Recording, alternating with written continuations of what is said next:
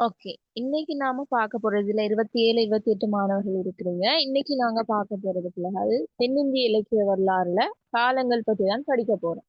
சரியா? உங்களுக்கு நேத்தே நான் இந்த கிளாஸ் செய்யிருந்தேன் கவரேஜ் இஷ்யூவால இன்னைக்கு நான் செய்றேன். சரி.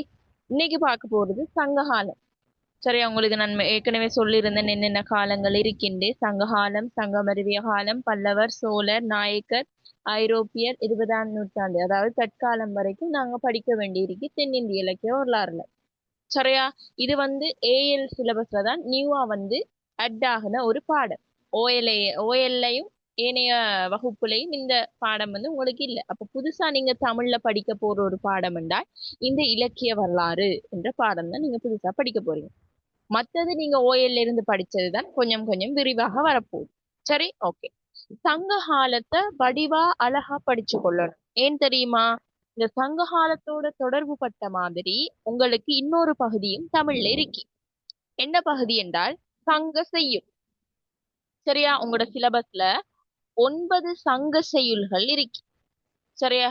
9 சங்க செய்யுள்கள் இருக்கு.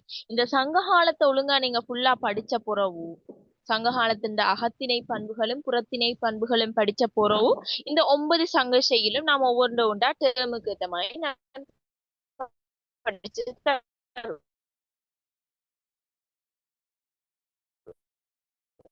சரியா? அப்ப இந்த 9 சங்க செயல்களும் டிபெண்ட் ஆகி இருக்கிறது. இந்த சங்க கிளியரா இருக்கணும். இப்ப இதுல 27 மாணவர்களும் இருக்கிறீங்க. உங்களுக்கு இந்த முறை நீங்க 27 எக்ஸாம் எழுத போறீங்கன்னா உங்களுக்கு எக்ஸ்பெக்ட் பண்ற பகுதியா சங்ககாலம் ஒரு கேள்வியாக வரும். என்றால் சங்ககாலம் 2 வருஷத்துக்கு ஒருக்கா விட்டு விட்டு வரும். இந்த முறை 2026 வச்சுக்கு சங்ககாலம் வராது, பெரிய கேள்வியாக வராது. அப்ப அடுத்த வருஷம் உங்களுக்கு என்ன சங்ககாலம் வரும். அப்படி ஒவ்வொரு விஷயமும் நாம ஏதோ ஒரு நோக்கத்துக்காக படிக்கதான் வேணும். அது எப்படி அழகா தெளிவா படிக்கிறதுன்னா மெயினான விஷயம். சரியா? ஒவ்வொரு காலத்திலையும் பிள்ளைகள் இப்ப புதுசா நிறைய பேர் இருக்கீங்க தானே, சொல்றேன். ஒவ்வொரு காலத்திலையும் பிள்ளைகள் நம்ம படிக்கும் போது 8 விஷயங்களை அவதானமா பார்த்துக்கணும். எத்தனை விஷயங்கள்? நோட் பண்ணி வைங்க. 8 விஷயங்கள். உங்களுக்கு நான் கொப்பி எடுக்க சொன்னேன் தானே, அதுல நோட் பண்ணி வைங்க. 8 விஷயங்கள் நீங்க படிக்க வேண்டி இருக்கும். காலங்கள் தொடர்புல இந்த பகுதி படிக்கிறேன்டா 8 விஷயம் படிக்கணும். ஒன்று நோட் பண்ணுங்க. ஒவ்வொரு காலத்திலையும் எழுந்த நூல்களை வகைப்படுத்தி சொல்றது. சங்க காலமா இருக்கட்டும் சரி, சங்கமருவிய காலமா இருக்கட்டும் சரி, என்ன காலமா இருந்தாலும் அந்தந்த காலங்கள்ல நூல்கள் இருந்து எழுந்திருக்கும்.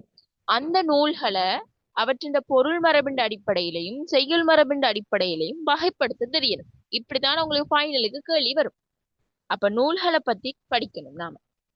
சரி, என்னென்ன படிக்கணும்னால சொல்றேன். நூல்களை பத்தி படிக்கணும். அத மாதிரி ஒவ்வொரு காலத்திலையும் இருக்கிற அந்த அரசியல் சமூக பொருளாதார நிலைமைகளை நாம விளங்கி கொள்ளணும். சங்க காலத்துல மக்கள் எப்படி வாழ்ந்தாங்க, அரசியல் நிலை எப்படி இருந்துச்சு என்று எல்லாத்தையும் நீங்க என்ன செய்யணும், கொஞ்சம் விளங்கி வச்சிருக்கணும். அது 2வது பாயிண்ட்ஸ். சரியா? அத மாதிரி 3வது, ஒவ்வொரு காலத்திலையும் எழுந்த இலக்கியங்களோட பண்புகள், சிறப்பு பண்புகள், பொதுவான பண்புகள் நீங்க என்ன செய்யணும், படிச்சு அதை நோட் பண்ணி வச்சிருக்கேன். ஒவ்வொரு இலக்கியத்துக்கும் ஒவ்வொரு ஒரு பண்பு இருக்கு. சரியா? அந்த மாதிரியான பண்புகளை உங்களுக்கு தெரியும். அதை விட ஒவ்வொரு காலத்துக்கும் ஒவ்வொரு சிறப்பு பெயர்கள் இருக்கு. ஒவ்வொரு சிறப்பு பெயர்கள் நீங்க ஓஎல்ல படிச்சிருப்பீங்க. ஒவ்வொருத்தருக்கும் ஒவ்வொரு பெயர்கள், சிறப்பு பெயர்கள் இருக்கிற மாதிரி இங்க ஒவ்வொரு காலத்துக்கும் ஒவ்வொரு சிறப்பு பெயர்கள் இருக்கு. அந்த சிறப்பு பெயர்கள் ஏன் வந்துச்சு, அப்படி அழைக்கப்படுறதுக்கான காரணங்கள் என்ன, அது வந்து படிக்கணும். அது படிக்கணும். சரியா? அதை விட ஒவ்வொரு காலத்திலையும் ஃபேமஸான நூல்கள், மிகவும் பிரபல்யமான நூல்கள், அதை எழுதின ஆசிரியர்கள், பிரபல்யமான புலவர்கள் இருப்பாங்க ஒவ்வொரு காலத்திலையும். கொஞ்சம் ஆக்டிவான புலவர்கள், அவங்கள பத்தி நீங்க என்ன செய்யணும், படிச்சு வச்சிருக்கணும். அவங்கள பத்தியும் படிச்சு வச்சிருக்கணும். ஃபைனலா ஒவ்வொரு காலத்துக்கும் ஒற்றுமை வேற்றுமை என்ன செய்யணும், படிக்க வேணும். ஒவ்வொரு ஒவ்வொரு காலத்துக்கும் இடையான ஒற்றுமையும் வேற்றுமையும் நீங்க என்ன செய்யணும், படிக்கணும். இப்போ ஒரு காலத்தில இருந்து இன்னொரு காலம் வந்து எப்படி வேறுபடுது, அல்லது ஒரு காலத்துல இருக்கிற பண்பு அடுத்த காலத்திலையும் எப்படி செல்வாக்கு செலுத்துது, அந்த மாதிரியான ஒற்றுமை வேற்றுமை விஷயங்களையும் பார்க்கணும். இவ்வளவு விஷயங்களும் தான் நாம இந்த காலங்கள் என்ற பகுதிக்குள்ள என்ன செய்ய போறோம் பிள்ளைகள், பார்க்க போறோம். படிப்புமா? இப்ப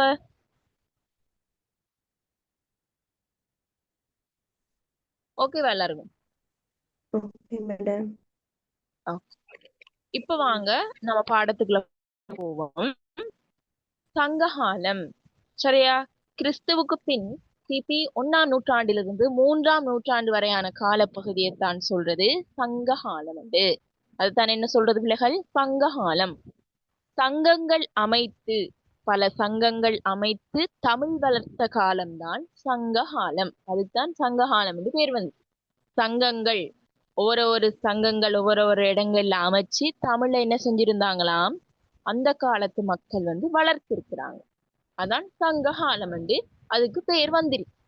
இந்த சங்ககால மக்கள் பார்த்தீங்கன்றால் அவங்களோட செயற்பாடை பார்த்தீங்கன்றால் இயற்கையோடு ஒன்றி பிணைந்து வாழ்ந்திருக்கிறாங்க.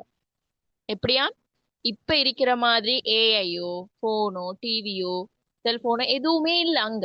அந்த காலத்துல கிறிஸ்துவுக்கு பின் 1 தொடக்கம் 3ஆம் நூற்றாண்டு வரை இயற்கையோட ஒன்றி பிணைந்து இயற்கையும் ஒரு உயிராக மதிச்சு அவங்க இயற்கையோட ஒன்றோடு ஒன்றாக இணைஞ்சு வாழ்ந்த காலம்தான் இந்த சங்ககாலம்.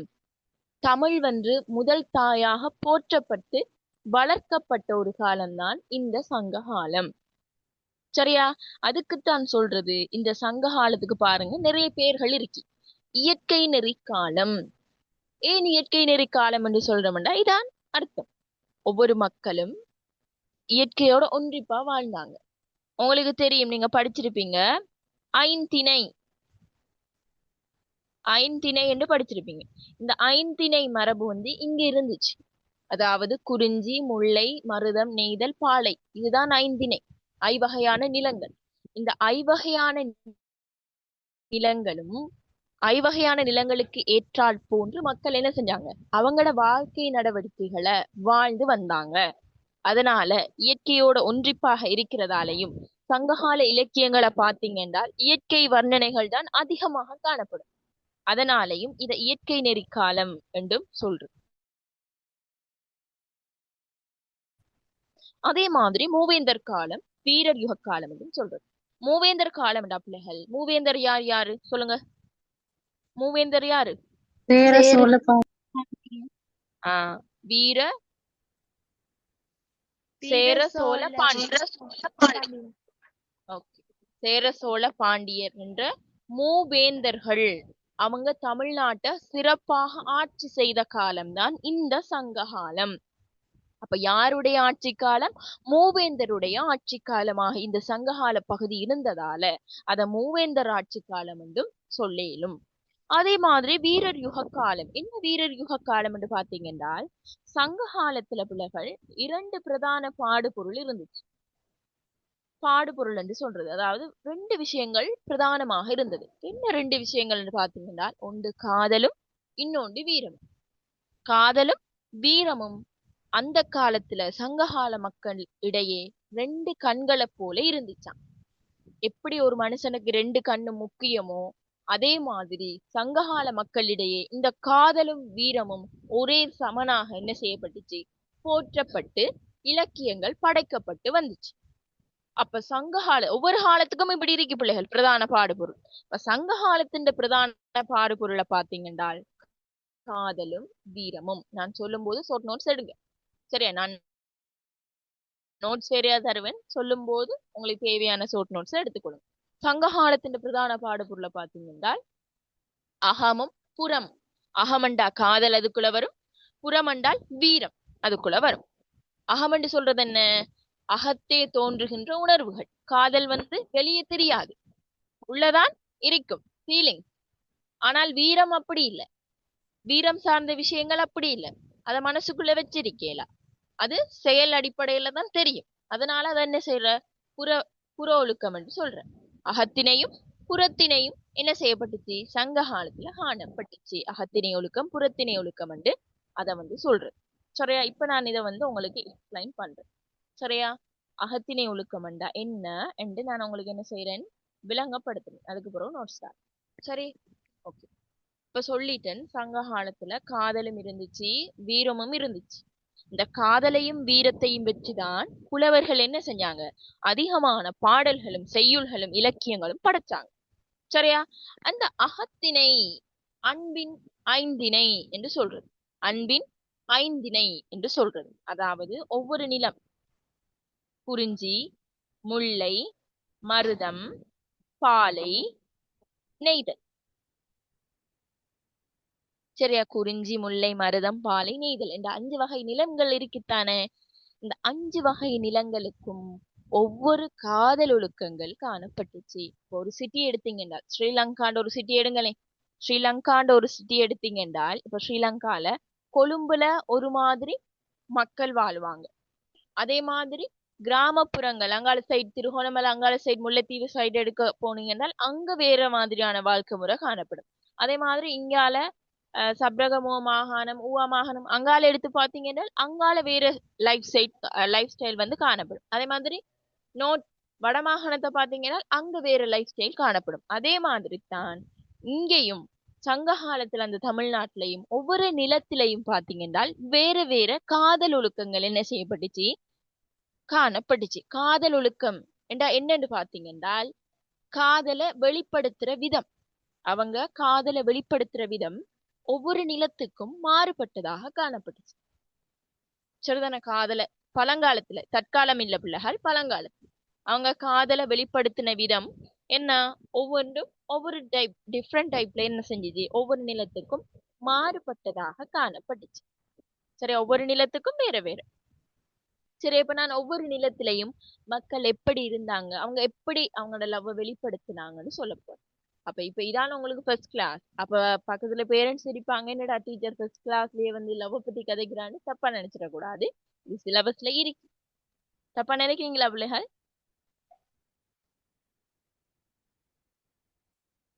அப்படி இல்லையே. இல்ல மிஸ். இல்ல டீச்சர். இல்ல டீச்சர்.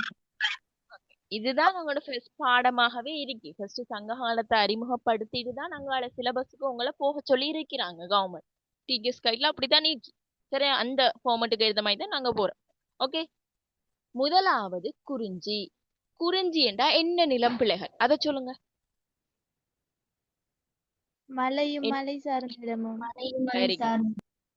மலையும் மலை சார்ந்த இடமும், அதுதான் என்ன பிள்ளைகள் குறிஞ்சி. நான் இது ரைஸ் பண்றேன்னா மலையும் மலை இதான் கீழன். சரியா? மலையும் மலை சார்ந்த இடமும் தான் குறிஞ்சி. சரியா? மலையும் மலை சார்ந்த இடம் தான் குறிஞ்சி. இங்க வாழ்ற ஆக்களை குறவர் என்று நாம சொல்லுவோம். சரியா? நீங்க திருக்குற்றால குறவஞ்சில படிச்சிருப்பீங்க. குறவர், குறத்தி, அவங்கதான் இங்க வாழ்ற ஆக்கள். சரியா? குறிஞ்சி நிலத்துல வாழ்ற ஆக்கள். இதுல என்ன வேலை நடக்குதுன்னு பார்ப்போம். இந்த குறிஞ்சி நிலத்துல கேர்ள்ஸும் பாய்ஸும் என்ன மாதிரியான நடவடிக்கைகள்ல மக்கள் வந்து ஈடுபடுறாங்கன்னு பார்ப்போம். சரியா? கொஞ்சம் கதை மாதிரி தான் போகும், இன்ட்ரெஸ்டா இருக்கும், கேளுங்க. குறிஞ்சி நிலத்துல பாத்தீங்கன்னா பிரதான தொழில், பெண்களோட பிரதான தொழில் என்னன்னு பாத்தீங்கன்னா திணைப்புலம் காட்பது. என்னது? திணைப்புலம் காட்பது. திணைப்புலம் காட்பதுண்டா, திணை இருக்கித்தானே, அந்த திணைய காய வச்சு, அந்த அல்லது திணை விளைஞ்ச புறவு அதை எடுத்து காய வச்சு முத்தத்துல காய வைப்பாங்க. காய வச்சு சில பேர் வீட்டுக்கு முத்தத்துல காய வைப்பாங்க, சில பேர் வந்து மலையடி வாரங்கள்ல அந்த திணைப்புலங்கள் விதைச்சிட்டு அதை ஏனைய விலங்குகள் தீண்டாத வண்ணம் அதை பாதுகாத்து கொண்டு இருப்பாங்க. இதுதான் கேர்ள்ஸிட வேலை. இதான் என்ன, கேர்ள்ஸிட வேலை. திணைப்புலம் காப்பதுதான் அவங்களோட வேலை. பாய்ஸ் வேலை என்னன்னு பாத்தீங்கன்னா அவங்க யானை பாகனாகவும் இருப்பாங்க. அதே மாதிரி இந்த காடுகள், மலையண்டா காடுகள் இருக்கும் தானே, அந்த காடுகளுக்கு போயிட்டு வேட்டையாடுறதும் அவங்களோட ஒரு பிரதான தொழிலாக காணப்பட்டுச்சு. எப்படி இவங்களுக்குள்ள லவ் வரும் என்று பாத்தீங்கன்றால், நம்மட குறிஞ்சி நிலத்து பெண்கள் இருக்கிறாங்க தானே, அவங்க வந்து இந்த மலை, இதான் மலை அடிவாரம், இது மலைண்ட உச்சி, இது மலை அடிவாரம். இந்த மலை அடிவாரத்துல, மலை என்றால் அருவி இருக்கும், ஏன்னா அருவி ஒன்று இருக்கு. இந்த அருவியில வந்து நீர் போய்கொண்டு இருக்கும். இந்த இதுக்கு பக்கத்துல நம்மட கேர்ள்ஸ் இருக்கிறாங்க தானே, குறிஞ்சி நிலத்து கேர்ள்ஸ், அவங்க வந்து திணைய வந்து காய வச்சு கொண்டு பார்த்து கொண்டு இருப்பாங்க. காய வச்சு மற்ற பயிர்கள்ல மற்ற பிராணிகள் வந்து அதை சாப்பிடாதவனும் அதை பார்த்து கொண்டு இருப்பாங்க. அதுதான் அவங்களோட வேலை. ஆம்பளைகள் என்ன செய்வாங்க தெரியுமா, இவங்க வேட்டையாட போவாங்க. மலைகள்ல வேட்டையாடிட்டு களைச்சிரும். அவங்களுக்கு களைச்சால் தண்ணி குடிக்கிறதுக்கு மலை அடிவாரத்துக்கு வருவாங்க, கீழே வருவாங்க, நம்ம கேர்ள்ஸ் நிக்கிற இடத்துக்கு கீழே வருவாங்க. அப்ப அவங்களுக்கு தெரியாது அங்க கேர்ள்ஸ் நிப்பாங்கன்னு.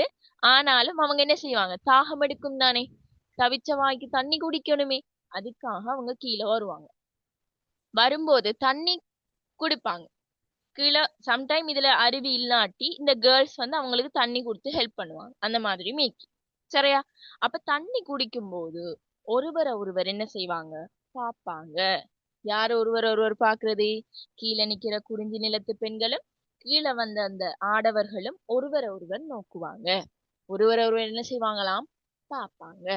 பார்த்தோனே அவங்களுக்கு என்ன செஞ்சிடும், காதல் வந்துடும். பார்த்தோனே காதல் வந்துடும். இந்த காலத்துலயும் அப்படித்தான், பார்த்தோன்னே காதல் வந்துடும். இப்ப காதல் வந்தோன்னு என்ன செய்வாங்க, புணர்ச்சியில, அது இயற்கை புணர்ச்சின்னு சொல்றேன், சரியா, டீசெண்டா சொல்றேன், இயற்கை புணர்ச்சியில ஈடுபட்டுடுவாங்க. கண்டோன காதல் புணர்ச்சியிலையும் என்ன செஞ்சிருவாங்க, ஈடுபட்டுடுவாங்க. இப்படித்தான் குறிஞ்சி நிலத்து மக்களுடைய காதல் வெளிப்பாடு காணப்பட்டுச்சு. பார்த்தோனே லவ் வந்துடும். லவ் வந்து புணர்ச்சியிலையும் என்ன செஞ்சிருவாங்க, ஈடுபட்டுடுவாங்க. அதனால தான் குறிஞ்சி நிலத்துக்குரிய காதல் ஒழுக்கம் புணர்தல் என்று சொல்றது. என்னன்னு சொல்றது, புணர்தல். அப்ப குறிஞ்சி நிலத்துக்குரிய காதல் ஒழுக்கம் என்ன பிள்ளைகள், இப்ப சொல்லுங்க. புணர்தல். புணர்தல். குறிஞ்சிக்கு புணர்தல். விளங்கிட்டா? அப்போ ஒரு நிலம் படிச்சிட்டோம், ஒரு நிலத்துக்கு எப்படி அந்த காதல் வெளிப்படுது என்று படிச்சிட்டோம், காதல் ஒழுக்கம் படிச்சிட்டோம். குறிஞ்சிக்கு புணர்தல் நோட் பண்ணுங்க. கிளியரா? இது ஃபர்ஸ்ட் இது கிளியராண்டா தான் அடுத்ததுக்கு போவேன். கிளியர் தானே? இப்ப இவ்வளவு நாள் நீங்க படிச்சிருப்பீங்க, 27 மாணவர்கள், 28 இப்ப புதுசா தான் படிக்கிறீங்க, 27 மாணவர்கள் படிச்சிருப்பீங்க. குறிஞ்சிக்கு புணர்தல், முல்லைக்கு இருத்தல் படிச்சிருப்பீங்க. ஆனா என்னண்டு அது வந்துச்சு என்ற ஒரு தெளிவில்லாம இருக்கலாம். அந்த தெளிவையும் நாம என்ன செஞ்சிடணும், கிளியரா படிச்சு கொண்டு போயிடணும். படிப்பு தான், எல்லாம் படிப்பு தான். சரி, அது கிளியர் தானே பிள்ளைகள்? அடுத்த நிலத்துக்கு போமா? Okay madam. ஓகே, அடுத்த நிலம் வாங்க. குறிஞ்சி, அடுத்தது முல்லை. அடுத்தது என்ன பார்க்க போறோம், முல்லை. முல்லை என்ன நிலம் சொல்லுங்கடா கண்டு. காடும் காடு சார்ந்த இடமும். காடும், காடுக்கு நான் மரம் கீறேன், சரியா? காடும் காடு சார்ந்த இடமும் தான் என்ன, முல்லை என்று நாம சொல்றது. இந்த நிலத்துல மக்கள் எப்படி வாழ்ந்தாங்க, மக்களுக்கு இடையில என்ன மாதிரி காதல் உறவு வருது, அவங்களோட காதல்ல ஒழுக்கம் என்னன்னு பார்ப்போம். இந்த முல்லை நிலத்துல பாத்தீங்கன்னா காடும் காடு சார்ந்த இடமும் தானே. அப்ப வேட்டையாடுதல் என்கின்ற தொழிலும் இங்கேயும் இருந்த, காட்டுக்குள்ள போய் வேட்டையாடிட்டு வர்றதும் இருந்த. அதே மாதிரி தலைவன் வந்து பொருள் தேடுறதுக்காக வெளியூர் சென்று, அதாவது அந்த நாட்டை விட்டு வேற ஒரு இடத்துக்கு சென்று தங்கி நின்று பொருள் தேடிட்டு வார மாதிரியான விஷயங்களும் இருந்த. அதே மாதிரி இதுல வந்து தேர்ப்பாகனாகவும் என்ன தலைவன்மார்கள் இருந்து செயற்பட்டும் வந்திருக்கிறாங்க. இப்ப பிரதானமாக இங்க என்ன தொழில் ஆம்பளைகளுக்குன்னு பாத்தீங்கன்னா, வெளியே சென்று பொருள் தேடிட்டு வாரது, சரியா, வேலைக்கு போறது. இங்க இருந்து மனைவி விட்டுட்டு போய் வேலைக்கு போறது, சரியா. மனைவி வந்து இங்க இருப்பா, இவரு அவ விட்டுட்டு வேலை தேடி போறது. அதுதான் இங்க ஆண்களோட வேலையாக இருந்துச்சு பிரதானமாக. வேற வேற வேலைகளும் இருந்துச்சு, ஆனா இதான் மோஸ்ட்லியா இருந்த. அப்ப அப்படி விட்டுட்டு போகும்போது இப்ப தலைவனும் தலைவியும் என்று சொல்றது, அந்த காலத்துல காதலிகளை தலைவனும் தலைவின்னு சொல்றது. தலைவன் வேலை தேடி செல்ல போனான்டா தலைவிய கூப்பிட்டு சொல்லுவான், இங்க பாரு, 2 பேரும் லவ் பண்ணிட்டு தான் நிக்கிறாங்க. அப்ப அவங்க கதைப்பாங்க தானே, கலவாவோ இதாவோ சந்திப்பாங்க தானே. அப்படி சந்திச்சு கதைக்கும் போது சொல்லுவான், நான் வேலை தேடி போக போறேன். என்ன செய்ய போறேன், வேலை தேடி போக போறேன். இந்த காலம் வந்ததும் நான் வந்து விடுவேன். இந்த காலம் வந்ததும் வந்து விடேன். காடுதான பிள்ளைகள், முல்லை நிலத்துல கார்காலம் என்ற ஒரு காலம் இருக்கு, மழைக்காலம். காடுண்டா மழை பெய்யும். அந்த கார்காலம் வந்தோன நான் வீட்டை திரும்பி வந்துடுவேன். கார்காலம் வந்தோன என்ன செஞ்சிருவேன், வீட்டை திரும்பி வந்துடுவேன். அது மட்டும் எந்த வழிய பார்த்து கொண்டீரி, அது மட்டும் நான் வார வழிய பார்த்து கொண்டீரி என்று சொல்லி தலைவன் என்ன தலைவிட்டு சொல்லிட்டு போயிடுவான். தலைவன் என்ன செய்வான், சொல்லி போயிடுவான். தலைவன் போயிடுவான், வேலை தேடி போயிடுவான், ஊரை விட்டு போயிடுவான். தலைவன் வரும் மட்டும் தலைவி என்ன செய்வா, வீட்டில இருந்து கொண்டு தலைவன்ட நினைப்போட காத்து கொண்டு இருப்பான். தலைவன் எப்ப வருவான் எப்ப வருவான் எப்ப வருவான் என்று காத்து கொண்டு இருப்பான். காத்து கொண்டிருக்கும் போது தலைவன் சொன்ன அந்த கார்காலமும் என்ன செஞ்சிடும், வந்துடும். மழை காலமும் வந்துடும். மழைக்காலம் வந்ததும் இன்னும் வரலையே இந்த தலைவன். சம்டைம் தலைவன் நேரத்துக்கு வந்துடுவான், சில டைம் வேலை லேட் ஆனா இந்த கார்காலம் வந்தும் லேட் ஆகித்தான் வருவான். அந்த மாதிரி சுச்சுவேஷனும் இருக்கு. அப்ப கார்காலமும் வந்துட்டு அவன் சொன்ன நாளும் வந்துட்டு இன்னுமேன் தலைவன் வர இல்ல, ஏன் வரையிலன்னு அவன் என்ன செய்வா, ஃபீல் பண்ணி காத்து கொண்டுட்டு இருப்பா, வாசலை பார்த்து காத்து கொண்டுட்டு இருப்பா. அப்ப முல்லைக்கு உரிய காதல் ஒழுக்கம் என்னன்னு பாத்தீங்க என்றால் என்ன காதல் ஒழுக்கம்? காத்திருத்தல், இருத்தல். அவ காத்து கொண்டுதான் இருப்பா, அதனால இருத்தல் என்று முல்லைக்கு இருத்தல் என்று காதல் ஒழுக்கம் ஆகிட்டு. விளங்குதா? இது கிளியரா? முல்லையில இருக்கவங்க வந்து ஆடு மாடும் வளர்ப்பாங்க தானே மிஸ்? முல்லையில இருக்கிறவங்க கொஞ்சம் பண்ணுங்க ரெக்கார்டிங். முல்லையில இருக்கிறவங்கம்மா பிரதானமாக ஆடு மேய்க்க மாட்டாங்க. காடு இருக்கிறதால மந்தை மேய்ப்பு வழக்கையும் செல்லுவாங்க. ஆனா மந்தை மேய்ப்புன்னு சொல்றது அடுத்த சாப்டருக்குள்ள வரும். மருத நிலத்துக்கு தான் கூடையா மந்தை மேய்ப்பு வரும். இதுல பிரதான தொழில் என்று பாத்தீங்கன்னா தொழில் தேடி வேற ஊருக்கு செல்றது, அதே மாதிரி வேட்டையாடுறது இருக்கும். அதே மாதிரி மந்தை மேய்க்கிறது சிறிதளவாக காணப்படுது, பெருமளவாக இல்ல. கிளியரா? Okay miss. இப்ப அடுத்த நிலம் பார்க்க போறோம். சரியா? குறிஞ்சிக்கு புணர்தலும் முல்லைக்கு இருத்தலும் பார்த்தாச்சு. அடுத்தது மருதம். சரியா? இவர் கொஞ்சம் இன்ட்ரெஸ்டான ஆள். சரியா? நல்லா பாருங்க. மருதம் எல்லா ஏனைய நிலங்களை விட, இந்த குறிஞ்சி, முல்லை, பாலை, நெய்தல், இந்த 4 நிலங்களை விட இந்த மருத நிலத்துல இருக்கிறாங்க தானே, இவங்க கொஞ்சம் வசதியான ஆட்கள், வசதியான ஆட்கள். ஏன் வசதியான ஆட்கள்ண்டா, இவங்க வந்து வெள்ளாம செய்யறதுண்டா வெள்ளக்கரை ஆமை இல்ல, வெள்ளாமண்டா விவசாயம். எனது பிள்ளைகள், விவசாயம், பயிர் செய்கை, விவசாயம் தான் இவங்கட மெயினான தொழில், ஆம்பளைகிற தொழில். சரியா? விவசாயம் செய்வாங்க இவங்க. சரியா? விவசாயம் செய்யறதோட மட்டுமில்லாம மந்தை மேய்த்தல், சரியா, மந்தை வளர்ப்பும் கால்நடை வளர்ப்பும் இங்கு பிரதான தொழிலாக இருந்துச்சு. அதை விட பாசறைகள் அமைச்சு, கூடாரங்கள் அமைச்சு போருக்கு செல்றது, போருக்கு தயாராகிற அந்த மாதிரியான விஷயங்களும் இந்த மருத நிலத்துல இருந்துச்சு. அப்ப பிரதானமாக பாத்தீங்கன்னா இவங்க வந்து விவசாயமும் மந்தை மேய்த்தல் நடவடிக்கைகளிலும் மருத நில ஆடவர்கள் வந்து ஈடுபட்டாங்க. சரியா? ஆயர்கள், மந்தை மேய்க்கிறவர்கள் ஆயர்கள், இடையர்கள் அப்படின்னு சொல்றது. சரியா? இடையர்கள் வந்து சொல்றது மந்தை மேய்க்கிறவங்க. இங்க இருக்கிறவங்களோட வேலையை பாத்தீங்க என்றால் இப்படித்தான். இப்ப மார்னிங் ஒரு 9 மணிக்கு இல்லாட்டி 8 மணிக்கு அவங்க வயலுக்கு போறாங்கண்டா, வயல் வேலைகளை முடிச்சிட்டு ஒரு 12 மணிக்குள்ள வீடு திரும்பிடுவாங்க. மதிய சாப்பாட்டோட என்ன செஞ்சிருவாங்களாம், வீடு திரும்பிடுவாங்க. அப்ப மதியத்திலிருந்து இரவு மட்டும் அவங்களுக்கு ஒரு பெரிய கெப் ஒன்று இருக்கி வேலை இல்லாம இருக்கிற. பின்னேற டைம்ல இடைக்கிடைக்க மந்தை மேய்ப்பாங்க. ஆனா விவசாயத்துல ஈடுபடுற ஆட்கள் வந்து ஒரு பெரிய ஒரு நேரம் வந்து அவங்களுக்கு ஃப்ரீயா இருந்தாங்க. ஏன், காலையில தான் விவசாயம் செஞ்சுட்டு பின்னேரம் வீடு திரும்பிடுவாங்க, இல்லாட்டி மத்தியானம் போலயும் வீடு திரும்பிடுவாங்க. அப்ப மத்தியானத்துல இருந்து இரவு மட்டும் அவங்க ஃப்ரீயா இருப்பாங்க. அப்படி ஃப்ரீயா இருக்கும் போது ஒரு போர் ஒன்று ஏற்படும், அவங்களுக்கு போர் அடிக்கும்.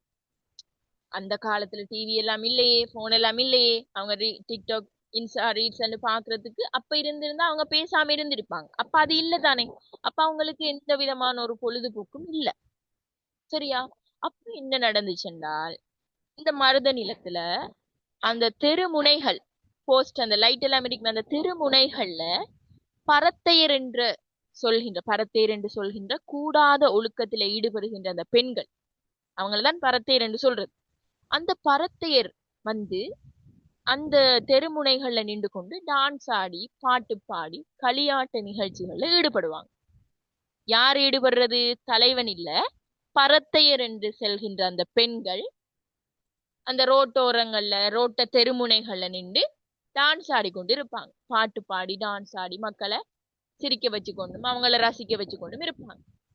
அப்ப சும்மா இருக்கிற இந்த வீட்டை வந்து சும்மா இருக்கிற இந்த தலைவர் என்ன செய்வான் என்றால், சும்மா தானே இருக்கிறேன், சரி போயிட்டு நிகழ்ச்சியை பார்ப்போம் என்று ஃபர்ஸ்ட் நிகழ்ச்சி பார்க்க போவார். வடிவா அவதானமா கேட்டுக்கொள்ளணும் பிள்ளைகள். சங்க செய்யுள் படிக்கும் போது இதே பாடுகள்ல திரும்ப திரும்ப வருது. சரியா? ஃபர்ஸ்ட் நிகழ்ச்சி பார்க்க போறாரு நம்மட தலைவர். நிகழ்ச்சி பார்க்க முதலாவது போயிட்டு அவன் நல்லா இருக்கே என்று சொல்லிட்டு திரும்ப வீட்டை வர. அடுத்த நாளும் இதே கூத்துதான். அடுத்த நாள் என்னக்கு போறாரு?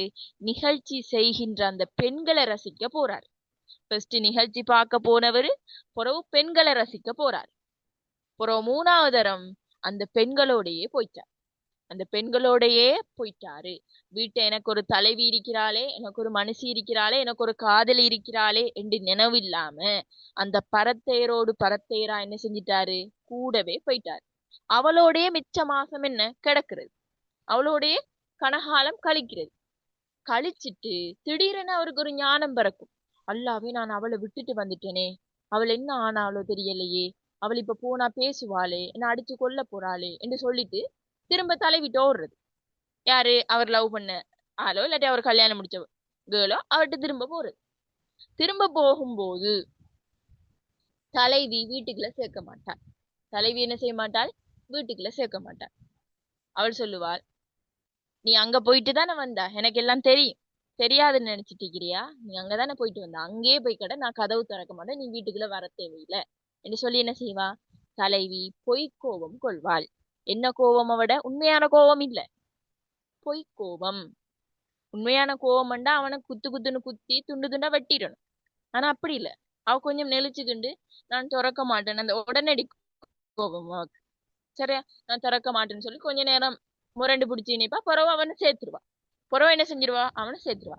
அந்த சிறிதளவு நேரம் வார அந்த கோபத்தை தான் சொல்றது ஊடல். அந்த சிறிய நேரம் வாருகின்றது, சிறிய நேரம் ஏற்படுகின்ற கோபத்தை தான் சொல்றது ஊடல் என்று. அப்ப மருதத்துக்கு என்ன காதல் ஒழுக்கம் இப்ப சொல்லுங்க.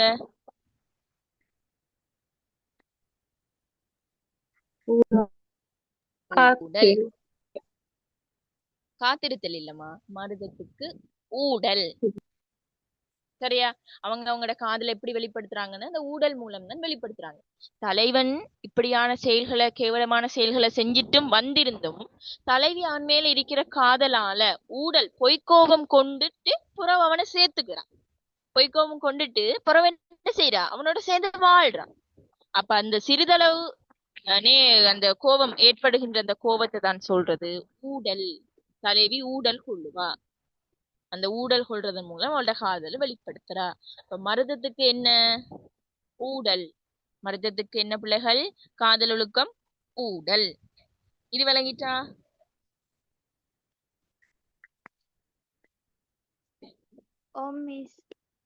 ஓகே, சரியா? இதெல்லாம் வடிவா கிளியரா ஞாபகம் வச்சுக்கொள்ளுங்க. சங்க செயல் படிக்கும் போது இதே தான் படிக்க போறோம் திரும்பவும். சரியா? ஓகே. அடுத்த நிலம் குறிஞ்சிக்கு புணர்தல், முல்லைக்கு இருத்தல், மருதத்துக்கு ஊடல். அடுத்தது என்ன? நெய்தல் பார்க்கணும். நெய்தல் என்றா என்ன? என்ன இடம் சொல்லுங்க பாப்போம். கடலும் கடல் சார்ந்த இடம் மிஸ். ஓகே, கடலும் கடல் சார்ந்த இடம். அப்ப அங்க ஆடவர்களோட தொழில் என்னவா இருக்கும் சொல்லுங்க பாப்போம். மீன் பிடித்தல். மீன் பிடிக்கிறதுக்கு போறது. கடலுக்கு கடல் தொழில் செய்யறது தான் அவங்களோட வேலையை என்ன செஞ்சுச்சு? பிரதானமாக இருந்துச்சு. மீனுக்கு மீன் பிடிக்க போயிருவாங்க. சரியா? உங்களுக்கு தெரியும், படகுல போனா கடல் எப்படியும் ஒரு ஆபத்தான ஒரு விஷயம். அது என்ன டைம் உயிரை வாங்கும், என்ன டைம் உயிரை எடுக்கும்னு நம்மளுக்கு தெரியாது. சரிதானே? அப்ப தலைவன் என்ன சொல்லுவான்? தலைவிட்ட சொல்லிட்டு போவான், நான் இப்ப வேலைக்கு போறேன்னு சொல்லி கடலுக்கு போயிருவான். கடலுக்கு போனோன்னு அவன் போயிட்டு வருவானா வருவானாண்டு அவன் ஒழுங்கா வந்துடணும், அவன் பத்திரமா வந்துடணும், எந்த சுழியிலையும் எந்த அலையிலையும் அவன் மாட்டாம வந்துடணும், திரும்பி சேஃபா வந்துடணும். தலைவியானவள் என்ன செய்வாள் என்றால், அந்த கடற்கரை கணவன் அந்த தலைவன் போன அந்த கடற்கரையில ஒவ்வொரு நாளும் பின்னேரம் இருந்து இருந்து இறங்கி கொண்டு இருப்பாள். இறங்குதல் என்று சொல்றது பிள்ளைகள், இறங்கி வாரதில்ல, இறங்கல். அதாவது நினைத்து நினைத்து என்ன வேண்டிக் கொண்டு இருக்கிறது. அவன் சேஃபா வந்துடணும், அவனுக்கு எந்த ஆபத்தும் நடக்க கூடாது. அப்படியே போனவன் இன்னும் வர இல்லை, ஏன் வர இல்லை, அவனுக்கு இந்த கடலுக்குள்ள மீன் பிடிச்சு திண்டிருக்குமோ, இல்லாட்டி கப்பல் கவுண்டிருக்குமோ என்றெல்லாம் யோசிச்சு அவன் வரணும் வரணும் வரணும் என்று காலையிலையும் நின்று மன்றாடுவாள். அதே மாதிரி ஈவினிங்கும் நின்று கடலை பார்த்து கொண்டு அழுது கொண்டிருப்பாள்.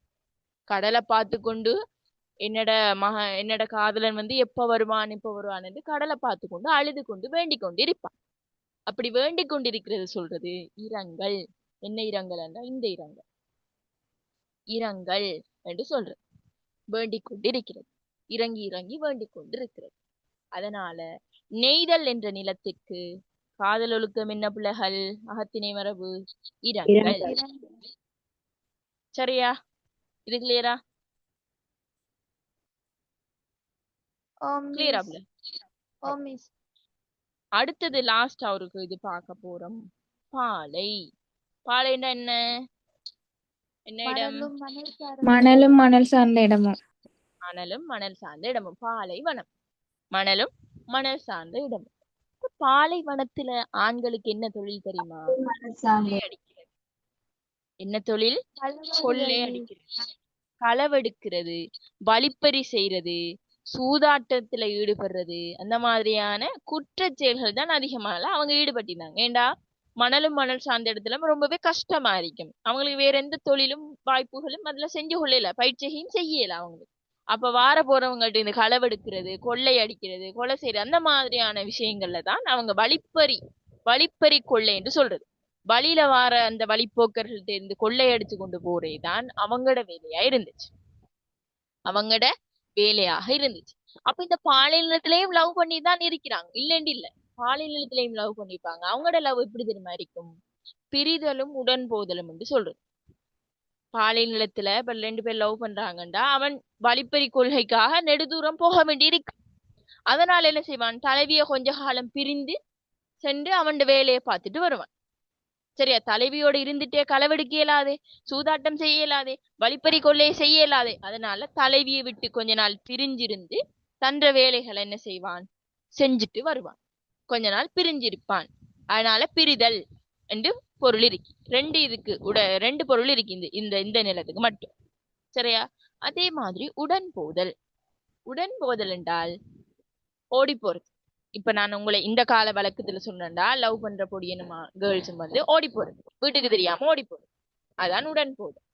லவ் பண்ணி வீட்டாடுற சம்மதம் கிடைக்கல, இல்லாட்டி வீட்டாக்க ஒத்துக்கல, ஊராக்களோட பிரச்சனை அப்படி இப்படி வந்தாண்டா பாலை நிலத்துல இருந்த அந்த ஆணும் பெண்ணும் வந்து யாருக்கும் தெரியாம என்ன செஞ்சிருவாங்க?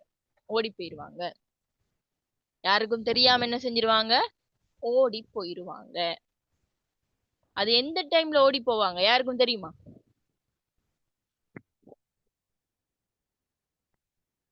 யாருக்கும் தெரிஞ்சா? ஒரு டைம் இருக்கு அவங்க ஓடி போறதுக்கு. என்ன டைம்? இப்ப சொல்லுங்க. இந்த காலத்துல தற்காலத்துல 2026 ஓடி போறேன்டா என்ன டைம்ல ஓடி போவாங்க? நைட்ல டீச்சர். நைட்ல எல்லாரும் நெத்திர கொண்ட போறவு, ஒரு சனமும் இல்லாம அமைதியா இருக்கிற நம்ம பேயெல்லாம் வார டைம் தான் ஓடி போவாங்க. ஏன்னா ஒரு 12 மணிக்கு போறோம், 1 மணி அப்படிதான் ஓடி போவாங்க. ஆனா பாலை நிலத்தில் ஆண்கள் பெண்கள் எப்படி தெரியுமா ஓடி போனாங்க? என்ன டைம்ல தெரியுமா ஓடி போனாங்க? நண்பகல் 12 மணிக்கு ஓடி போவாங்க. மத்தியானம் 12 மணி ஓடி போயிடுவாங்க. காலையில தான், மத்தியானத்துலதான். நண்பகல்னு சொல்றது மத்தியானம். இந்த மத்தியானத்துலதான் ஓடி போய்க்கிறாங்க.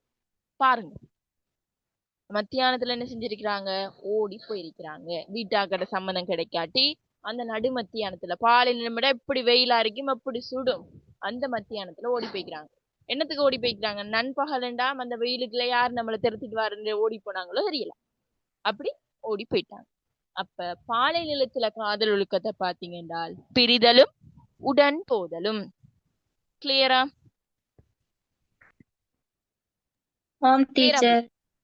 ஓகே. இப்படி 5 வகையான நிலங்களுக்கும் காதல் ஒழுக்கம் என்ன செஞ்சது சொல்றது. இத சொல்றது இவ்வளவு நேரம் நான் சொல்லி தந்தானே, இத சொல்றது அன்பின் ஐந்திணை என்று சொல்றது. அன்பின் ஐந்திணை என்று சொல்றது. இது தவிர காதல் ஒழுக்கம் என்ன? பாலையிட காதல் ஒழுக்கம்மா பிரிதல் உடன் போதல்.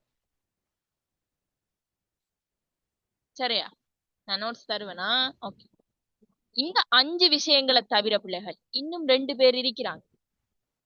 இந்த 5 காதல் ஒழுக்கங்களை தவிர இன்னும் 2 பேர் இருக்கிறாங்க. இந்த 5 காதல் ஒழுக்கத்தையும் சொல்றது அன்பின் ஐந்திணை. இந்த அன்பின் ஐந்திணைக்குள்ள அடங்காத 2 காதல் ஒழுக்கம் இருக்கு. என்னன்னு பாத்தீங்கன்னா அதையும் சொல்றேன். கைக்கிளை, கைக்கிளை, பெருந்திணை. கைக்கிளை உண்டு, பெருந்திணை உண்டு. என்ன மீன்ஸ் கைக்கிளை பெருந்திணை? கைக்கிளைண்டா கைய கிளை ஆக்குறதா, பெருந்திணைண்டா பெரிய திணையா? அப்படி கைக்கிளை என்று சொல்றது பிள்ளைகள் ஒருதலை காதல், ஒருதலை காதல் அல்லது ஒருதலை காமம் என்று சொல்றது. தமிழால சொன்னா சத்தியமா உங்களுக்கு விளங்காது. இங்கிலீஷால சொல்ல போனா ஒன் சைட் லவ். என்ன பிள்ளைகள்? One side love. இப்ப ஏத்த காலத்துல ஒன் சைட் லவ் அப்பயே இருந்துருச்சு. ஒன் சைட் லவ், ஒரு தலை காதல். இதுல பாத்தீங்கன்னா தலைவனோ தலைவியோ 2 பேர்லயும் லவ் இருக்காது.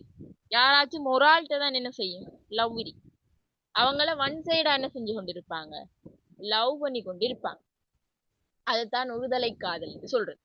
ஒன் சைடா லவ் பண்ணிட்டு அவங்கள பத்தி புகழ்றது, அவங்க போற இடத்துக்கெல்லாம் போறது, அவங்க போற இடத்துல அவங்கள பத்தி பார்த்து கொண்டு இருக்கிறது, சிரிக்கிறது, இதன்றது அப்படின்னு அவங்களோட லவ் வந்து இருக்கு. ஒருதலை காதல் என்று சொல்றது. இது ஒரு ஒழுக்கம். அதே மாதிரி பெருந்திணை, பெருந்திணை என்று சொல்றது என்னண்டாமா, பொருந்தா காதல் அல்லது பொருந்தா காமம் என்று சொல்றோம். பெருந்திணை என்று சொல்றது என்ன, பொருந்தா காதல். அதாவது அவங்களோட வயசுக்கு ஏத்த மாதிரியான லவ் வந்து அவங்களுக்கு இருக்காது. இப்ப மனுஷன் மனுஷனை லவ் பண்ணணும், மிருகம் மிருகத்தை லவ் பண்ணணும். சரியா? அந்த மாதிரி இப்ப உங்களுக்கு ஏஜுக்கு ஏத்தவங்கள லவ் பண்ணணும். சரியா? இப்ப ஒரு 40 வயசு ஒரு கிழவன் 8 வயசு பிள்ளைய லவ் பண்றது சரியா? அதுதான் பொருந்தா காமம். அதுதான் என்ன, பொருந்தா காமம். ஒரு வயது வந்த ஒரு ஆண் பருவ வயது அடையாத ஒரு பெண்ணின் மீது காதல் கொள்ளுவதுதான் பொருந்தா காமம், பெருந்திணை என்று சொல்றது. வயசுக்கு வந்த ஒரு ஆள் வயசுக்கு வராத ஒரு ஆள் மீது காதல் கொள்றது, ஒரு சின்ன பிள்ளைய காதல் கொள்றது, அதுதான் என்ன, பெருந்திணை என்று சொல்லப்படுறது. அப்ப சங்க காலத்துல அகத்திணை மரபுகள்ல பாத்தீங்கன்றால்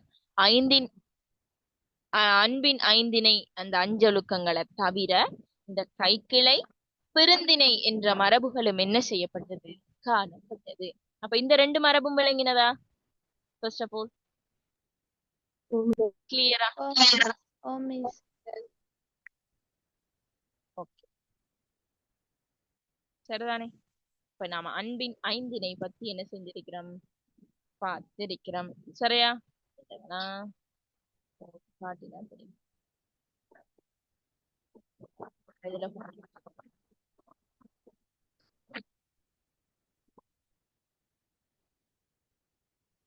சரி,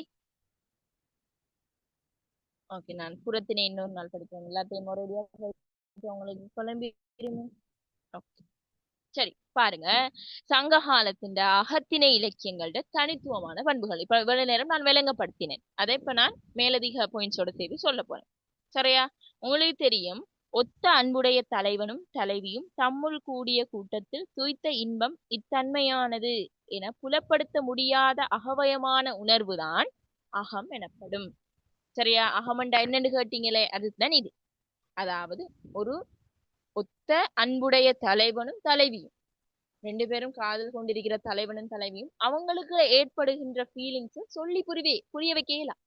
சொல்லி 2 லவ் பண்றாங்கள்னா அவங்களுக்குள்ள ஏற்படுகின்ற அந்த ஃபீலிங்ஸை வந்து என்ன சொல்லி புரிய வைக்க இயலாது. அப்படி சொல்லி புரிய வைக்க இயலாத அகவயமான உணர்வு தான் அகத்திணை என்று சொல்றது. சரியா? அதுதான் சொல்லிருக்கி, இது அன்பின் ஐந்திணை என்று சொல்றது. சரியா? இது தவிர கைக்கிளை பெருந்திணையும் 7 வகையாக இந்த அகத்திணை காதல் ஒழுக்கங்கள் என்ன செய்யுது, காணப்படுது. சரியா? அத மாதிரி பிள்ளைகள் இப்ப ஒரு புலவர், சங்க காலத்திலே இருக்கிற ஒரு புலவர் காதலை பத்தி பாடணும், காதல் செய்யுள் எழுதணும் என்றால் ஒரு முறை இருக்கு. அதுக்கு என்ன, ஒரு முறை ஒன்று இருக்கு.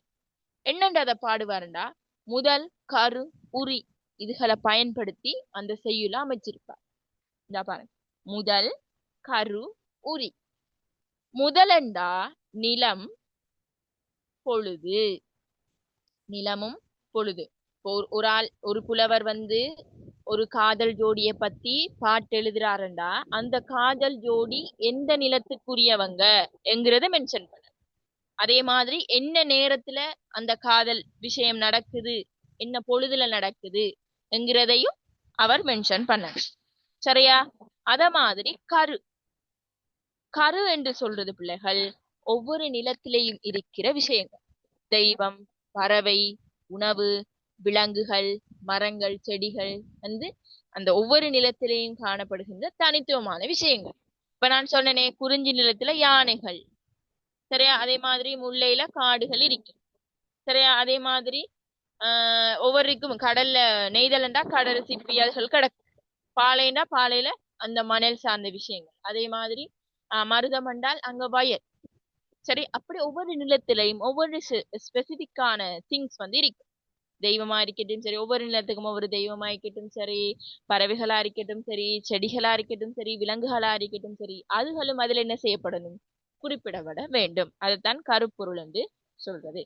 அதே மாதிரி உரிப்பொருள் என்றால் இப்ப நான் சொல்லி தந்தனே, இருத்தல், உடன் போதல், புணர்த்தல், அந்த மாதிரி சொல்லி தந்தன். அதுகள் தான் காதல் ஒழுக்கம்தான் உரிப்பொருள் என்று சொல்றது. காதல் ஒழுக்கத்தை தான் என்ன சொல்றது பிள்ளைகள், உரிப்பொருள் என்று சொல்றது. அப்ப முதல் கரு உரி விளங்கினதா? முதலண்டா நிலம். சரி, அதே மாதிரி பாத்தீங்கன்றால் சங்க காலத்துல புலவர்கள் வந்து இப்ப 2 லவ்வர்ஸ பத்தி பாடுறாங்கன்றால் அவங்களுக்கு தெரியும் யாரு யாரு லவ் பண்றாங்க, எங்கெங்க நின்று பேசி கொண்டிருக்கிறாங்க, எங்கெங்க நின்று காய்ச்சி கொண்டிருக்கிறாங்கன்னு புலவர்களுக்கு தெரியும். அப்படி ஒரு புலவர் எதேர்ச்சியா காணும் போது இன்னார் இன்னார் என்ன செய்ய மாட்டாங்க, பெயர் சுட்ட மாட்டாங்க. ஏன்? பெயர் சுட்டி பார்த்தா வீட்டை மாட்டிடுவாங்களே அவங்க. பெயர் சுட்டி இலக்கியங்கள் படைச்சு அதை பப்ளிஷ் பண்ணா வீட்டை மாட்டிடுவாங்களே. இப்ப உதாரணத்துக்கு சொல்றேன், கமலா விமலன் 2 பேர் வந்து லவ் பண்றாங்க. அவங்க லவ் பண்ற செயலை ஒரு புலவர் பார்த்துட்டாரு. புலவர் பார்த்துட்டு கமலா விமலாண்டு அவர பேரை சுட்டி இந்த இந்த காதல்ல இவங்க ஈடுபட்டாங்க அப்படின்னு ஒரு செய்யுளை இயக்கும் போது கமலா விமலோட வீட்டை பார்க்கும் போது அடி விழுமா விழாதா? அவங்களோட வீட்டு பிரச்சனை வருமா வராதா? வரும் தானே? வருமா இல்லையா? வரும் தானே பிள்ளை? அப்ப அவங்கட லைஃப் ஸ்பாயில் ஆகிடக்கூடாதுன்னு அந்த காலத்து புலவர்கள் காதல் பாடல்கள் எழுதும் போது பெயர் சுட்ட மாட்டாங்க. இன்னார் இன்னாருன்னு என்ன செய்ய மாட்டாங்க, பெயர் சுட்ட மாட்டாங்க. பாருங்க எவ்வளவு ஒரு நாகரிகமான காலம் அது. ஆனால் இந்த காலத்துல பாருங்க, ஒரு காதல் ஜோடியை கண்டுட்டா போதும் உடனே டிக்டாக்ல போதும். டிக்டாக்ல அவங்களோட ஐடி மென்ஷன் பண்ணி பேரு உல்லாசம் அட்ரஸ் அம்மா பாப்பா எல்லார பேரையும் மென்ஷன் பண்ணி அப்படி அடிச்சு விடுது, ஊருக்கே தெரியல. சரியா?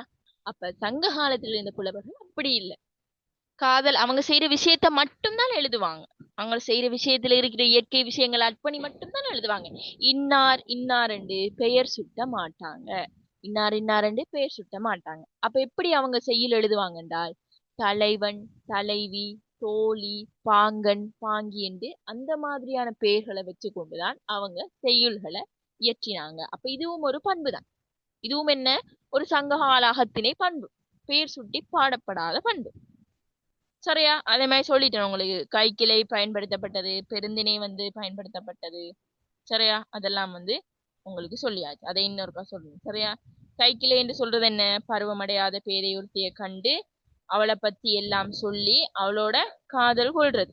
சரியா? அதே மாதிரி பெருந்திணை என்று சொல்றது என்ன, பொருந்தா காமம். சரியா? ஒருத்தி மீது மிக்க காதல் கொண்டு அவளை அடைய பெறாட்டி சாக போறது, சூசைட் பண்ண போறது அப்படின்னு நினைச்சுக்கணும். ஒருத்தி மீது காதல் கொண்டுட்டு அவளை அடைய பெறாமல் மடலேறுதல், வரை பாய்தல் மூலம் தன்னை மாய்த்து கொள்றதுதான் என்ன, இந்த பெருந்திணை. சரியா?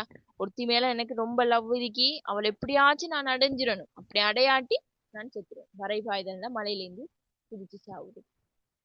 சரியா? அந்த மாதிரியான விஷயங்களும் சங்க காலத்துல என்ன இருந்துச்சு. சரியா? அத மாதிரி சங்க காலத்துல இந்த விஷயங்கள் எடுத்து சொல்றதுக்கு பாருங்க இதுல குடிச்சிருக்காங்க பாருங்க, உள்ளுரை உவமை, அதே மாதிரி இறைச்சி பொருள், இதெல்லாம் பயன்படுத்தப்பட்டிருக்கு. இப்ப உவமானம், உருவகாணிகள், உயர்வு நவிச்சேனிகள், தற்குறிப்பேற்ற அணிகள் எல்லாம் இருக்கித்தானே. அத மாதிரி சங்க காலத்துல உள்ளுறை உவமமும் இறைச்சி பொருள் என்கின்ற அணிகளும் என்ன செய்யப்பட்டது? கையாளப்பட்டுச்சு. சரியா? இறைச்சி பொருள் உள்ளுறை உவமங்களும் என்ன செய்யப்பட்டது? கையாளப்பட்டது. உள்ளுறை ஓமம்டா என்னன்னு ஒரு டவுட் இருக்கும், அதையும் சொல்லி கிளியர் பண்ணிட்டு முடிப்போம். சரியா? உள்ளுறை ஓமம் என்று சொல்றது பிள்ளைகள் உவமைக்குள்ள உள்ளுரை, ஒரு உவமைக்குள்ள உவமேயம் என்ன செஞ்சிருக்கும்? மறைஞ்சு நிற்கும். சரியா? இப்போ உங்களுக்கு தெரியும் உவமையணி என்றால் உவமானம் இருக்கி, உவமேயம் இருக்கி, பொதுத்தன்மை இருக்கி. இது உவமை மட்டும் வெளிப்படையாக நிற்க உள்ளுக்குள்ள இருக்கிற பொருள் நாம யாருக்காக அதை சொல்றோமோ அது மறைஞ்சிருக்கு. அதான் உள் உரை உவமம். உள் உரை உவமம். உவமானம் வெளிப்பட்டு நிற்க உவமேயம் என்ன செஞ்சிருக்கும்? உள்ளுக்கு மறைஞ்சிருக்கும். அது தலைவனும் தலைவியும் தான் உய்த்துணரல் மூலம் அறிஞ்சு கொள்ள இயலும். ஏனையோர் என்ன செய்யலாம்? விளங்காதவங்களுக்கு உதாரணம் உங்களுக்கு கொடுத்திக்கிறான். அதே மாதிரி உங்களோட செய்யுள்கள்லையும் என்ன செய்யுது? வருகின்றது. சரியா? சரியா? அந்த மாதிரி எல்லாம் வாரது உங்களுக்கு உள்ளுரை உவமம் என்று வரும். அதே மாதிரி இறைச்சி பொருள். இறைச்சி பொருள் என்று சொல்றது இந்த கருப்பொருள்களை வச்சுக்கொண்டு, விலங்குகளோட பெயர்கள், அதே மாதிரி கருப்பொருள்களை வச்சுக்கொண்டு உதாரணங்களை எடுத்து சொல்றது. சரியா? தலைவனுக்கு கூறும் பகுதியை எடுத்து சொல்றது. அரியோர் உட்கருத்தை உணர்த்துறேதான் அந்த இறைச்சி பொருள் உங்களுக்கு தரும். சரியா? அப்ப உள்ளுரை உவமம், இறைச்சி பொருள், அதே மாதிரி உவமையணி, உருவகாணி அதெல்லாம் பயன்பாட்டுல இருக்க புதுசா இந்த உள்ளுரை உவமமும் இறைச்சி பொருளும் சங்க காலத்துல என்ன காதல ஒரு விஷயத்த திருமணத்தின் அதாவது திருமணத்தின் அவசியத்தை வலியுறுத்துறதுக்காக இது என்ன செய்யப்பட்டது? பயன்படுத்தப்பட்டிருக்கு. சரி, அவங்களோட செய்யுள்கள்ல இருக்கு. செய்யுள்கள் பார்க்கும்போது நான் சொல்லி தருவேன். சங்க செய்யுள்கள் 9 இருக்குதானே? அந்த 9 சங்க செயல்களும் படிக்கும்போது இதுல உவமைகள் பயன்படுத்தப்பட்டிருக்கு, உள்ளுரை இதுல பயன்படுத்தப்பட்டிருக்கு சொல்லி தருவேன். அதே மாதிரி குறிப்பு பொருள் என்று சொல்றது குறிப்பால சில விஷயங்களும் உணர்த்துறது. நாசூக்காகத்தான் சங்க காலத்துல இருக்கிற மக்கள் ஒரு விஷயத்த சொல்லுவாங்க. இந்த காலத்துல இருக்கிற மக்கள் மாதிரி நேரடியாக வெளிப்படையாக பேச மாட்டாங்க. ஒரு விஷயத்த தலையை சுத்தி மூக்க தொடுற மாதிரி தான் சொல்லுவாங்க. சரியா? அங்க தோழி பிரதான பாத்திரமாக இருப்பார் சங்க காலத்துல. ஏன்? தலைவனுக்கும் தலைவிக்கும் ஜோடி சேர்த்து வைக்கிறது, ஜோடியை பிரிச்சு வைக்கிறது, அவங்களுக்கு தூது செல்றது எல்லாமே தோழிட வேலை. இப்ப தோழி என்கிறவள் சங்க காலத்துல ஒரு பிரதான கதாபாத்திரமாக இருக்கிறார். இவளோட வேலைதான் 2 பேரை வாட்ச் பண்றது, அவங்கள மீட் பண்ண வைக்கிறது, அவங்கள பிரிக்கிறது எல்லாமே தலைவிதான். தோழிதான். ஃப்ரெண்ட். சரியா? ஃப்ரெண்டு யாரு? தலைவிட ஃப்ரெண்டா இருப்பா தோழி. சரியா? அவதான் எதுவும் தலைவன் எடுத்து வந்தாலோ தலைவிட்ட கொடுக்கறது, இல்லாட்டி தலைவி சொல்றதை போய் தலைவன்கிட்ட சொல்றது, அந்த மாதிரியான எடுபுடி வேலைகளை அவ செஞ்சு கொண்டு இருப்பான்.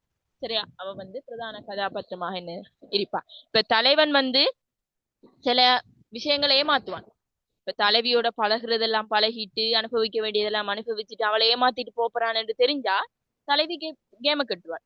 என்ன நீ இப்படி எல்லாம் செஞ்சா எனக்கு எல்லாம் தெரியும், ஊரை கூட்டி எல்லாத்தையும் சொல்லிடுவேன், இப்ப நீ என்ன செஞ்சிடணும், ஒழுங்கா அவளை கல்யாணம் முடிச்சிடணும் என்று நேரடியாக போய் சொல்ல மாட்டாள். மறைமுகமா சொல்லுவாள். எப்படி தெரியுமா? இங்க வா தலைவனே, நீ இப்படி இப்படி எல்லாம் செய்திருக்கிறாய். வேறொரு விஷயத்த கொண்டு வருவாள். சரியா? வேறொரு விஷயத்த கொண்டு வருவாள். நேரடியாக சொல்ல மாட்டாள். வேறொரு விஷயத்த கொண்டு நிப்பாட்டுவாள். உங்களுக்கு ஒரு பாடல் இருக்கு, உங்களுக்கு தெரியும், இந்த உங்களோட சிலபஸ்ல இருக்கி மருத நிலத்துக்குரிய ஒரு பாடல் வாரலம் சேரி என்று. அதுல நான் சொன்னேன் தானே, பரத்தேட்ட போயிட்டு தலைவன் திரும்ப வரும்போது தலைவி கதவை திறக்க மறுப்பாள் என்று. அந்த மாதிரி நடக்கிற ஒரு சீன்ல தலைவி கதவை திறக்க மறுக்க தோழி இடையில சொல்றாள், இங்க வா தலைவனே. அவன் தலைவன் செஞ்ச குற்ற செயலை சுட்டி காட்டுறான். இங்க வா தலைவனே, மருத மரத்துல ஒரு யானை கட்டப்பட்டு இருக்கு. நல்லா கதையை விளங்குங்க பிள்ளைகள். சரி, உள்ளுரை உவமத்துக்குள்ள வரும். சரியா? மருத மரத்துல ஒரு யானை கட்டப்பட்டு இருக்கு. சரியா? அந்த யானை உயர்ந்து வளர்ந்த தந்தங்களையுடைய யானை மருத மரத்துல கட்டப்பட்டு இருக்கி. இப்படி ஒரு வாக்கியத்தை சொல்லுது. அதுக்கு முதல் சொல்றாள், காவிரி பலராடு பெருந்துரை மருதோடு பிணித்து ஏந்து கோட்டி யானை. இவ்வளவுதான் சொல்ற. அதுல உள்பொருளை நீங்க பாத்தீங்கண்டா செய்யுள் படிக்கும் போது விளங்கும். இப்ப நார்மலா சொல்றேன். உள்பொருளை பாத்தீங்கண்டா காவிரி ஆறு இருக்குதானே, ஆத்தங்கரை. அந்த ஆத்தங்கரத்துல பல ஆடவர்கள் ஆண்கள் நீராடி கொண்டு இருக்கிறாங்க. பல ஆண்கள் என்ன செய்யறாங்களாம்? நீராடிக்கொண்டு குளிச்சு கொண்டு இருக்கிறாங்க. அந்த ஆத்தங்கரைக்கு பக்கத்துல ஒரு பெரிய மருத மரம் ஒன்று இருக்கி. அந்த மருத மரத்துல உயர்ந்து வளர்ந்த தந்தங்களை உடைய அந்த ஒரு யானை கட்டப்பட்டு இருக்கு. அந்த மருத மரத்துல உயர்ந்து வளர்ந்த தந்தங்களுடைய யானை கட்டப்பட்டு இருக்கி என்றுதான் தலைவனுக்கு சொல்றா தோழி. இதை நாம பார்த்தோம்டா, என்னடா இவள் விளக்கம் இல்லாம சொல்றாள், ஆற்றங்கரையில குளிக்கிறாங்கன்னு சொல்றாள், மருத மரத்துல யானை உண்டு கட்டப்பட்டிக்குன்னு சொல்றாள். இதுல இருந்து என்னத்த சொல்ல வாராள் நம்மளுக்கு வெளிப்படையாக தெரியாது. ஆனால் அந்த காதல்ல ஈடுபடுகின்ற தலைவனுக்கும் தலைவிக்கும் அதன் உட்பொருள் என்ன செய்யும் பிள்ளைகள் தெரியும். அவள் என்ன தெரியுமா சொல்ல வந்திருக்கிறாள்? தலைவன் பரத்தையிட்ட போயிட்டு வந்திருக்கிறான், காதலியை விட்டுட்டு பரத்தையிட்ட போயிட்டு வந்திருக்கிறான். அதுக்காகத்தான் அவள் நேரடியாக சொல்லாம மறைமுகமா இப்படி சொல்லிக்கிறாள். பரத்தையருட இழிவு நிலையை சொல்றாள் பாருங்க. பரத்தையர்னா என்ன சொன்னேன்? கூடாத ஒழுக்கத்துல ஈடுபடுற ஆக்கலன். அந்த கூடாத ஒழுக்கத்துல ஈடுபடுற பெண்களிடத்துல நிறைய ஆண்கள் போய் அவள்கிட்ட உறவாடுவாங்க. ஓமா இல்லையா? நிறைய ஆண்கள் போய் அவளோட உறவாடுவாங்க. அதுதான் காவிரி ஆற்றுல பலரும் நீராடுறாங்க என்கிறதுக்கு சொல்லியிருக்கிறார். அதே மாதிரி உயர்ந்து வளர்ந்த தந்தங்களுடைய அந்த மருத மரத்துல ஒரு யானை கட்டப்பட்டிருக்கு. அந்த யானை யாருண்டா? நம்மட தலைவன். அந்த யானை நம்மட தலைவனுக்கு சொல்லி அந்த மருத மரத்தை பரத்தையருக்கு ஒப்பிடுறார். மருத மரத்தை என்ன செய்யறாள்? பரத்தையருக்கு ஒப்பிடுறார். இந்த பரத்தையர் என்கின்ற அந்த மரத்துல நம்மட தலைவன் அவளோட உறவாலையும் அவளோட அந்த விஷயத்தாலையும் கவரப்பட்டிருக்கிறான், கட்டப்பட்டிருக்கிறான் என்று என்ன செய்யறான் தலைவி நாசுக்காக குறிப்பால் என்ன செய்யறாள்? அந்த விஷயத்தை எடுத்து சொல்றாள். தலைவிக்கு அறிவில்லைன்னு இல்லை, அவள் நினைச்சா நேரடியா சொல்லியிருக்கிறாள். இங்க வா, நீ பரத்தேட்ட போயிட்டு வந்துட்டு இப்ப இங்க வந்திருக்கிறான், அதனால இந்த வீட்டு பக்கமும் கால் எடுத்து வைக்க கூடாதுன்னு நேரடியா சொல்லியிருக்கிறான். அப்படி சொல்ல மாட்டான். நாசுக்காக பக்குவமா தான் என்ன செய்வாங்க? ஹேண்டில் பண்ணுவாங்க. சரியா? அப்படி சொல்றதுதான் இந்த உள்ளுரையும் குறிப்பு பொருள், இறைச்சி பொருள், அந்த மாதிரியான விஷயம். சரியா? விளங்கினதா?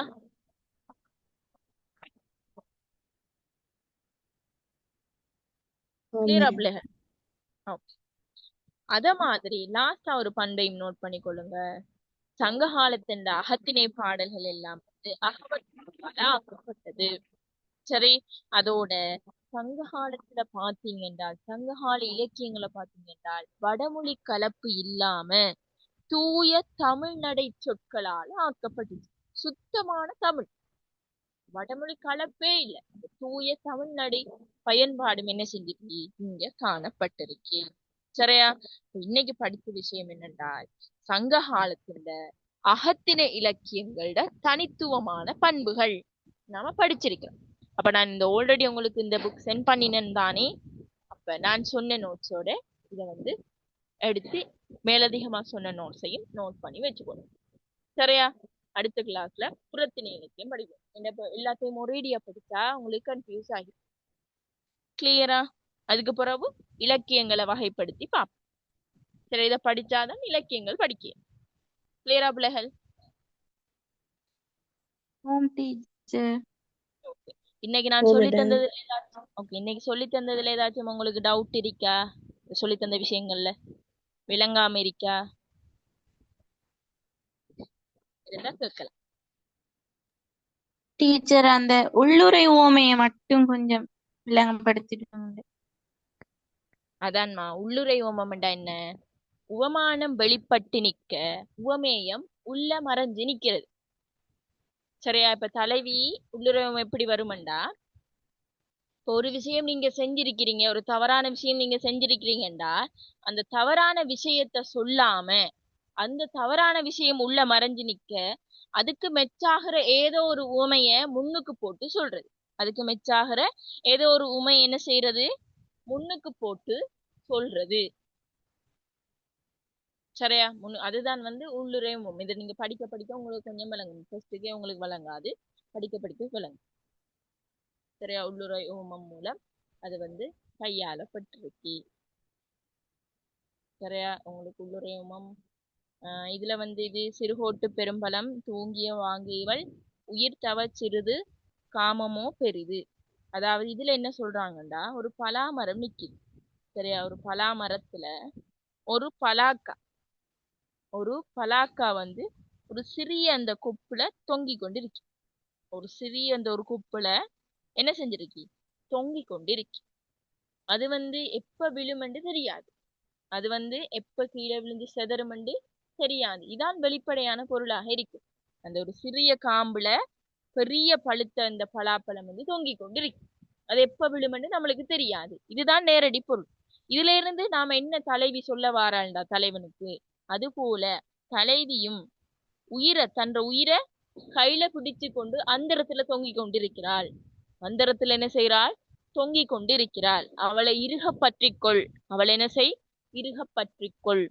அவளை விரைந்து திருமணம் முடி. அந்த மாதிரி அவனை மோட்டிவேட் பண்ணி சொல்ற மாதிரி இந்த மாதிரி எடுத்து சொல்றதுதான் உள்ளுரை உவமம். பாருங்க, நம்மளுக்கு வெளிப்படையா பார்க்கும்போது ஒரு பலாமரத்துல ஒரு தண்டுல ஒரு பழுத்த ஒரு பலாப்பழம் தொங்கிக் கொண்டிருக்கு, அந்த இடத்துல தொங்கிக் கொண்டிருக்கு. அது எப்ப கீழே விழுந்து செதறுமோ தெரியா, அந்த மாதிரி தான் இருக்கு. இப்ப இது மட்டும்தான் தெரியும் நம்மளுக்கு.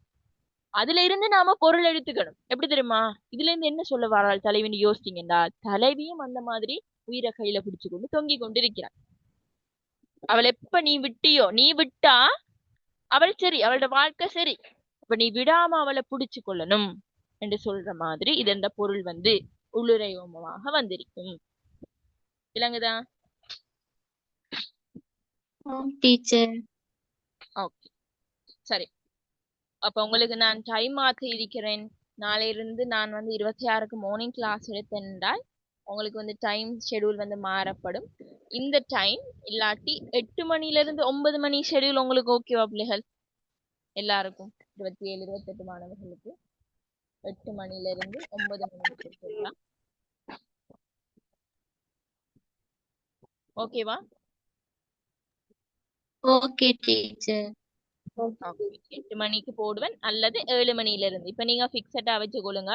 7 மணில இருந்து 8 மணி மட்டும் பிக்சடா வச்சுக்கொள்ளுங்க. மாத்திரண்டால் நான் உங்களுக்கு இன்ஃபர்மேஷன் பண்ணுவேன். சரியா? இந்த டைம் ஓகே மிஸ். ஓகே, இந்த டைம் ஓகேண்டா அப்ப இந்த டைமுக்கு நாம வைப்போம். ஓகே, சரி. அது